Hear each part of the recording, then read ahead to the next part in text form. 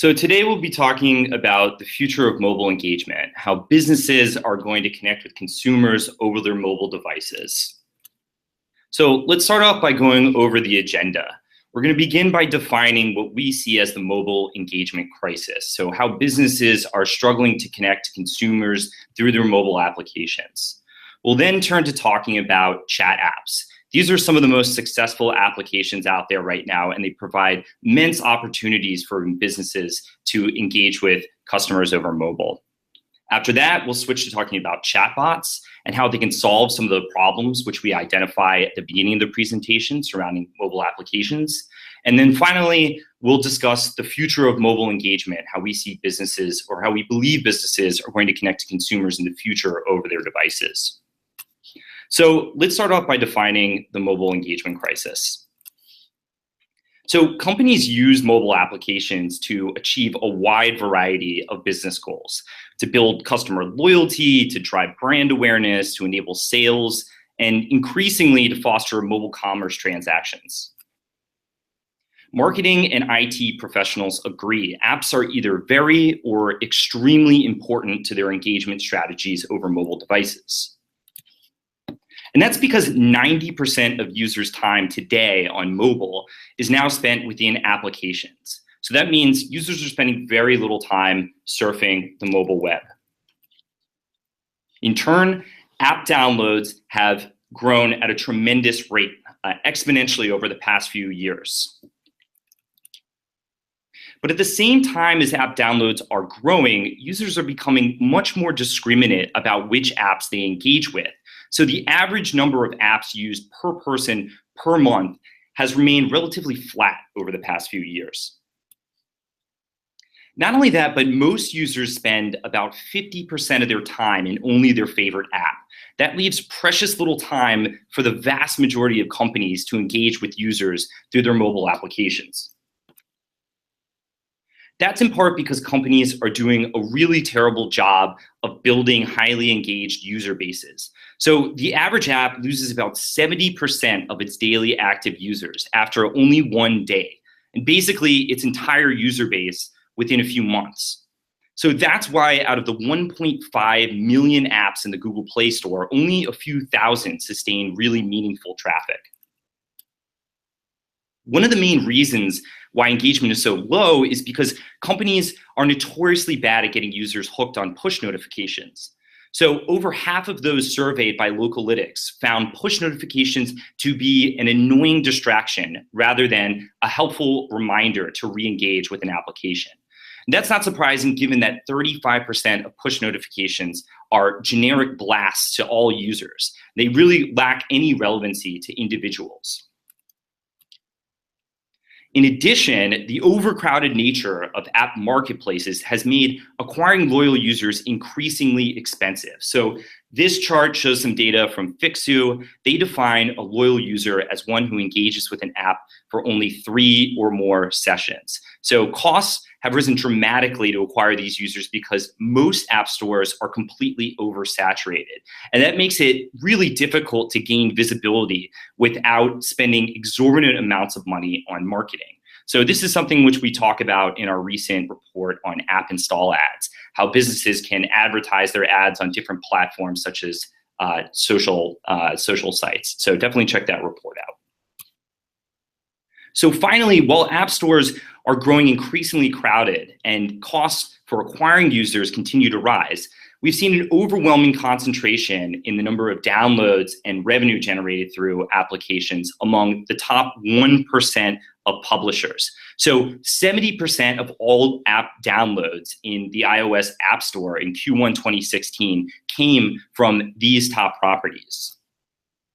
But what's even crazier is that this group accounts for about 94% of the 1.4 billion in net revenue that was generated in the App Store during Q1. So that money went to roughly 623 publishers. That means that the remaining 86 million was divided among 62,000 publishers. So an overwhelming concentration in revenue amongst a very small number of players.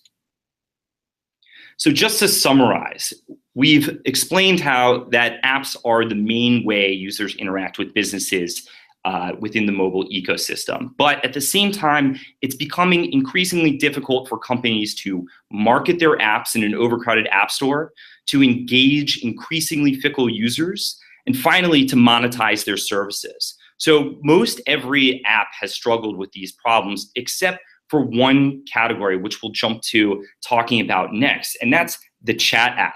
So this category of app is extremely successful at garnering an impressive amount of user engagement.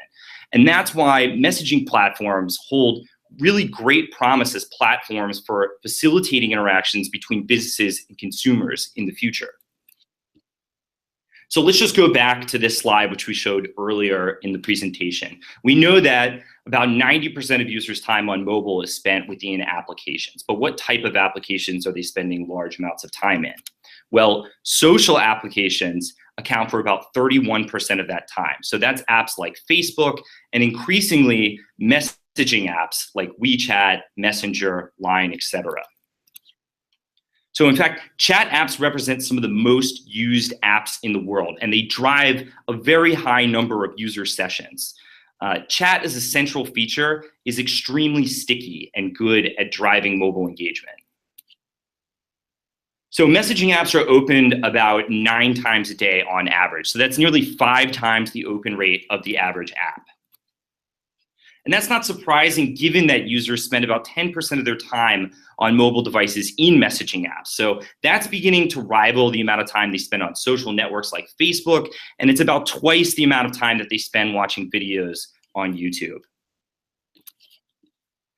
Not only are these apps used frequently, but they also have enormous user bases. So the top 4 messaging apps are actually now bigger than the top 4 social networking apps, and have a combined user base of about 3 billion monthly active users. And not only that, but chat apps aren't a localized phenomenon. A large number of smartphone users in a variety of different markets, such as China, Japan, and the United States, use chat apps on a regular basis each and every day. So what's really interesting about this chart here is the 84% of smartphone users in China that are on WeChat. So WeChat is an absolutely dominant platform within that country. It's also probably one of the most advanced messaging platforms in the world. So if you're looking to see what the future of chat apps is going to look like in the West, you should definitely check out the capabilities that WeChat offers. And this is a subject that we get into in more depth in our messaging apps report, which came out at the end of last year.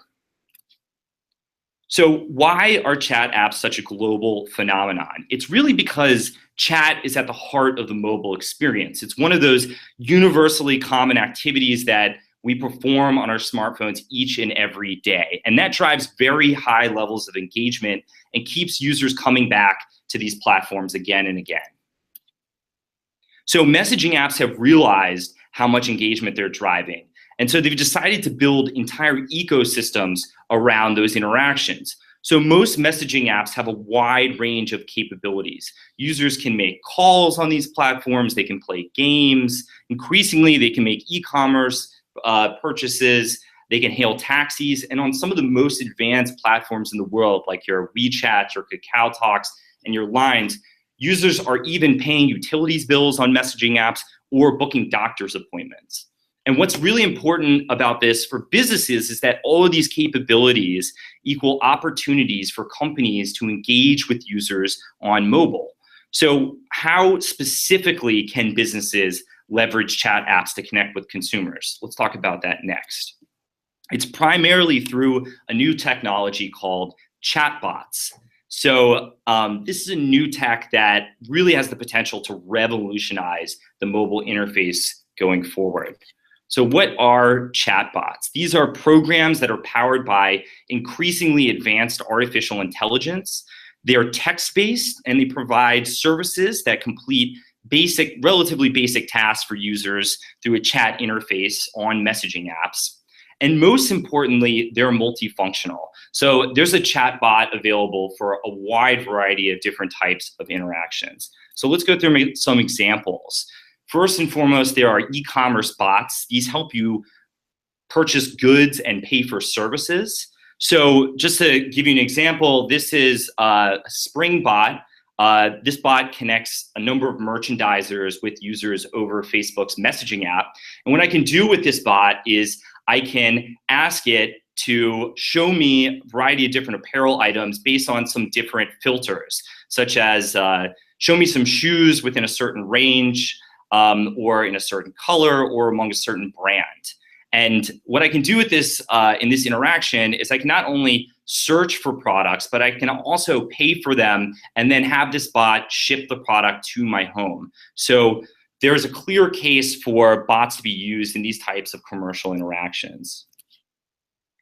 Bots are also great for publishers. This is something that we cover in a lot of detail in a report that actually is coming out today on how publishers are leveraging messaging apps. So publishers can create bots. This example here is of The Economist on the Line chat app. As you can see, they can push stories to users or pictures or videos, all kinds of different content straight into the inboxes of users on messaging apps. So that's a very great opportunity for publishers to engage with users over this new channel. And then finally, there are notification bots, and these can help you track the latest film releases or television shows. So there are a lot of people out there right now who are pretty crazy about Game of Thrones. I can set this notification bot up to let me know when the newest episode has aired. So all of these capabilities mean a wide range of businesses in the near future are going to be able to leverage bots to interact with consumers over messaging apps, which is one of the main reasons why there's so much excitement around bots right now. So some, including Microsoft CEO, have even gone as far as to say that bots are going to replace most apps as the main channel through which businesses will engage with consumers over mobile devices in the future. But in order for bots to replace apps, they first need to either match or exceed the basic capabilities of applications. So it's fair to ask, can chatbots help solve some of the problems we mentioned earlier in the presentation that have stymied apps? Well, we believe that bots do have a number of advantages over applications. As we mentioned before, it's very difficult to build and market successful apps. From a user's perspective, downloading apps requires storage on your phone and that you update them frequently. And if you're looking for multiple services, that means you have to manage a lot of software on your phone. You have to download a lot of apps on your phone. And that's a big turnoff for most consumers who are trying to complete relatively simple tasks. So alternatively, bots are relatively inexpensive to build and they're easy for users to share. There's no need to download them because all their data exists in the cloud. Which also means that companies, not users, can be in charge of updating them, and they can do so pretty frequently. And then finally, because they exist within chat apps, users only ever need to download one app to access a wide range of services or a wide range of bots. So if chat apps are now the new operating systems, if messaging platforms are beginning to look like your phone's home screen with all kinds of ways to interact with businesses, then bots are really now the new applications, providing a primary touch point for users to interact with businesses over messaging apps. Facebook has realized the type of opportunity that its platform presents for businesses. And that's why they decided in April to open up their API to developers and allow businesses to build their own bots to contact users. And what's so great about Messenger is that it gives companies access to this massive audience, 900 million monthly active users. So that's a number of downloads that app developers could only dream of acquiring. And that's why we've seen an explosion in the number of companies rushing to develop bots for chat apps. So everyone from CNN to Bank of America now wants to explore interactions with consumers over messaging platforms. But it's important at the same time, as we get very excited about this new technology, to keep in mind that not all bots are going to be successful. In fact, many will fail. Just think about Microsoft's experiment with Tay tweets. So I won't go into that right now, but you can definitely look that up as an example of a colossal failure with bots. Not only that, but conversation as an interface is going to require some work. So this is an example of an interaction between someone trying to order a pizza and a Microsoft bot that was developed by Pizza Hut. So as you can see, this interaction takes about 73 taps for the user to complete the order. You might say 73 taps, that's not so bad. But this is literally the same interaction between a user trying to order a pizza and a bot or a Pizza Hut bot on WeChat. So this interaction only takes 16 taps. And what this really shows is that the West has a lot to learn from WeChat in particular, which is really the most advanced platform for bot use. So companies should look east for examples of the most successful interactions between bots and consumers.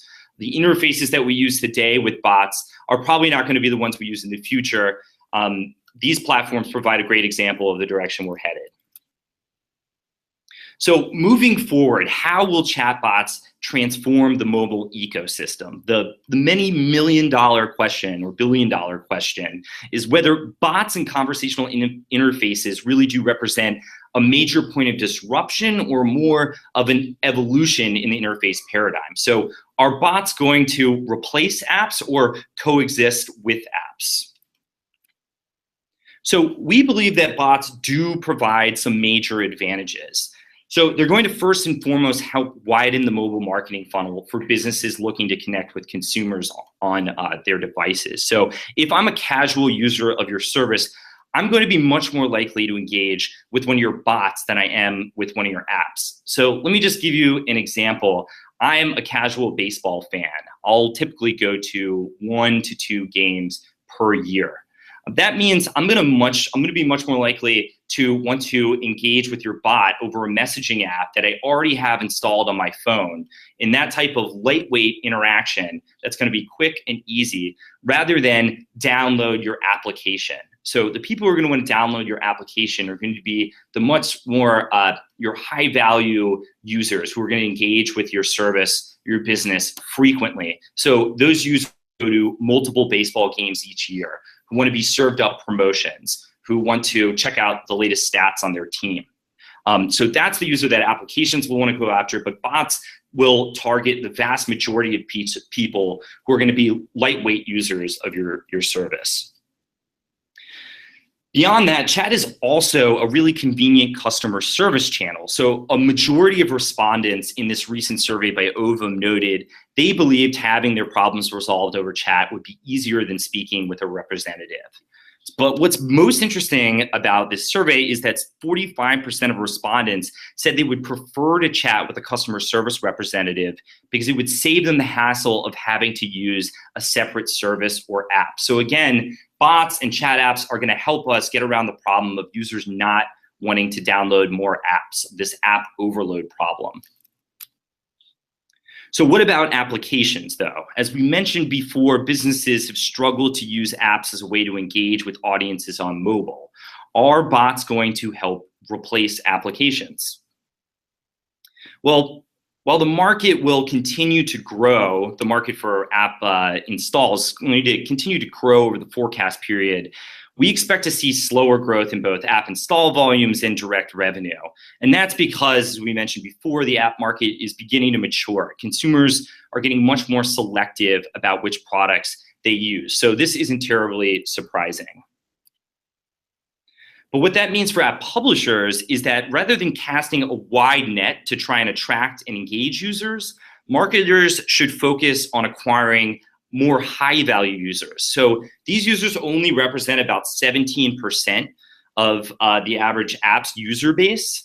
Radium1 defines this type of customer, this high-value customer, as someone who has made a purchase of some type in the past 30 sessions within the past 30 days within your app. So these users, as I said, account for a really small share of app users across different categories, but at the same time, an overwhelming majority of the revenue derived from apps. So about 85% of app revenue comes from these high value users.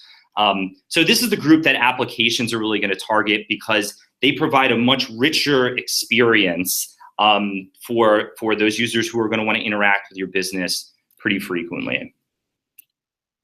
So with apps and bots focused on engaging different types of users, businesses should adjust their goals when leveraging these two types of technologies. On the one hand, you have apps, which help facilitate a much more rich and complex user experience. So apps should concentrate on providing advanced capabilities and building primarily customer loyalty. Meanwhile, on the other hand, you have bots, and these cast a wide net, allowing companies to engage with broader audiences of casual users. So these are much better tools for building and marketing brand awareness. So just to recap, yes, there is an ongoing mobile engagement crisis. Building audiences and garnering their attention on mobile is extremely difficult. And that's whether you're trying to connect through an app or a bot. But the good news is that with so many companies struggling to engage on mobile, those who can master more interactions or their mobile interactions can build a fairly strong competitive market advantage. So I'd just like to thank you all for attending the webinar. I'd also implore you to go check out our new apps and platforms vertical. We cover a lot of the things that we went over today in this presentation in much more depth there. So if you haven't taken a look at our research there, you should definitely go ahead and check it out. Great, thank you, Will. So we are now gonna open it up to your questions, which they have been coming in. And if you haven't done so already, please submit your questions in the text box on the screen. It may have been minimized during the webinar. We're gonna try and get through as many as we can. So our first one here, wants to know about improving apps. So what can businesses do to improve their apps? And with everything that you said, Will, is it even worth investing in an app? Yeah, so it's definitely still worth investing in an application. It's the major touch point for mobile interaction. So, and at the same time, we're still in the relatively early stages of bot development. So, and that should take some time. So businesses are primarily going to continue to engage with consumers through applications on their mobile devices, particularly because users spend so much time in these properties. But at the same time, they really do need to improve, businesses really do need to figure out how to improve applications. So there are a number of things you can do there. One is to personalize apps to ensure that they really address the needs of each individual user. And that's going to take some experimentation. And it's gonna take developers to continually to treat their applications like living and breathing products. So updating them on a more frequent basis. And that's one of the reasons why we were really excited to see Apple make an announcement last week that it was shortening its review cycle for applications. So that's going to allow developers to experiment and upgrade and evolve their apps at a much faster rate. Okay. Our next question here is about the bot ecosystem. So could the bot ecosystem become as saturated as the app ecosystem?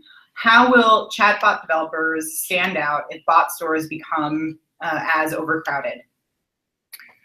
So yeah, I mean, this is a major problem. There are thousands of bots out there right now. It's only been a short amount of time, and there are already so many on different chat app properties. And at the same time, not all chat apps yet have dedicated bot stores. So as we've seen, Facebook Messenger right now does not have a bot store. Kik does. We expect Messenger to adopt one fairly soon. But that's not really going to address the problem of discoverability that apps face right now, because bot stores are going to have the same flaws as app stores. So we're hoping that some new tech can help get around this discoverability problem. One of the promising things about bots is that they're linkable, which means that businesses can add links to chat apps and to their bots on their mobile web pages or even their social pages, so they can put them on all their properties. And this is going to make it easier to drive users to those bots. So hopefully that'll take care of some of the discoverability problem that surrounds applications right now. So we're getting a few questions about chatting with businesses. This question here, do people really want to mix chatting with businesses? Won't chat messages from businesses turn people off of chat and away from chatbots, especially in these early days? Yeah, so definitely. I think that we believe that that users are going to want to chat with businesses, particularly, but only when those interactions are easier than engaging with a mobile app or with a mobile web property. So, chatbots are really going to have to focus on solving problems first in order to drive that engagement. But the person who asked this question definitely hits on something important, which is that it's very easy for businesses to turn users off of connecting or speaking with them over messaging platforms, which are really personal and intimate places where users typically talk with their friends. So it's easy to imagine that if you send too many push notifications, you can drive users away from interacting with your business. This is something which we cover in our Publishers on Messaging Apps report. And we've seen that, at least looking at publishers, less is often better over these platforms. So fewer push notifications is often better at driving engagement than sending too many. And on average, I'd say we've seen that publishers that send about 1 to 2 messages to users over the span of a week do a very good job of reminding those users to re-engage with their business. So again, less is often more in this case. Okay, we have time for a couple more here. We have one on, a really interesting one, on brand awareness. So brand awareness is cited as a great use case for messaging apps, which is also the main use case and appeal of both TV and social platforms, which also have enormous user bases. So what makes chat apps a different experience? Is it just the one-on-one nature of them? And if that's the case, do users want that direct relationship with a brand? So once again, also questioning, do people really want to chat with businesses or brands? Yeah. So it makes sense. Television, social networks, they really do allow businesses to reach a large, broad audience of users. But those types of interactions are mainly just one-way interactions. The business is broadcasting out to a large audiences. What chat apps provide is they allow businesses to connect one-on-one, as the person asking this question said. That's a much more personalized interaction. It's automatically tailored to the user's needs because they're deciding to opt into the conversation and ask businesses directly for something. And so that is a really different type of interaction. And we think that's one of the main reasons why this type of interface really will appeal to consumers in the future, as soon as we figure out how to best display these types of interactions. Okay, our next question here is about the performance of bots. Like you said in the early days, you talked a lot about the benefits of bots, Will, but we haven't really seen any big successes yet. Do you have a good example of a bot that's doing really well? Good question. Let's see. So right now, again, it's pretty early days for bots. So there isn't a lot of data that's been made publicly available yet on how much engagement they're driving. But I have seen one example from the Poncho bot, which is a weather bot on Facebook's Messenger platform. And the Poncho team put out some stats on how many sessions users were engaging on average with Poncho and how long those sessions were. And as you might expect, right after F8, there was a spike in interest in Poncho, a spike in engagement, and then that engagement pretty much fell off a cliff the next few days. So that would seem to show that there was a lot of hype around the bots. But over time, the number of sessions that users engaged with and the length of those sessions with Poncho began to increase. And that points to something really unique and great about bots, and that is that they are much easier than applications to update and improve upon. So businesses, developers can do that, not exactly in real time, but they can update bots on a daily basis rather than maybe a weekly basis with applications. So what the Poncho team was able to do is they were able to learn from the conversations that their bot was having with its users and then improve upon the service. So I think that's a really promising sign that bots, even if they're not driving high engagement at the moment, in the future they can get better and new versions will continue to improve. Okay, we're going to take one more question here. And it's about personal assistants, and use an example that we all know, Siri.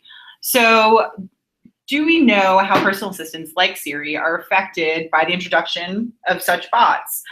Is there a case for improving apps like Siri? Yeah, so Siri, Cortana, there are a number of different personal assistants that major tech companies have invested pretty heavily in.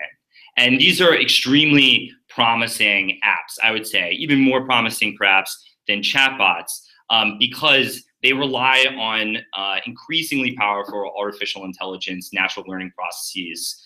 And tech companies are, like Facebook or Google, are learning a lot from their users and incorporating all of that technology into these personal assistants. So yes, these apps should continue to improve, and that will make them even better. But right now, we believe that these apps, the personal assistants in particular, can eventually serve as a great gateway to accessing other bots. So your first point of contact for solving an issue maybe connecting with Siri, but then Siri would direct you towards another chatbot that could solve your problem more directly. And again, that gets at the discoverability problem. It solves a little bit of the discoverability problem. If these personal assistants can serve as sort of search engines for other bots, then it can be much easier for users to find the right bots that they need and interact with them.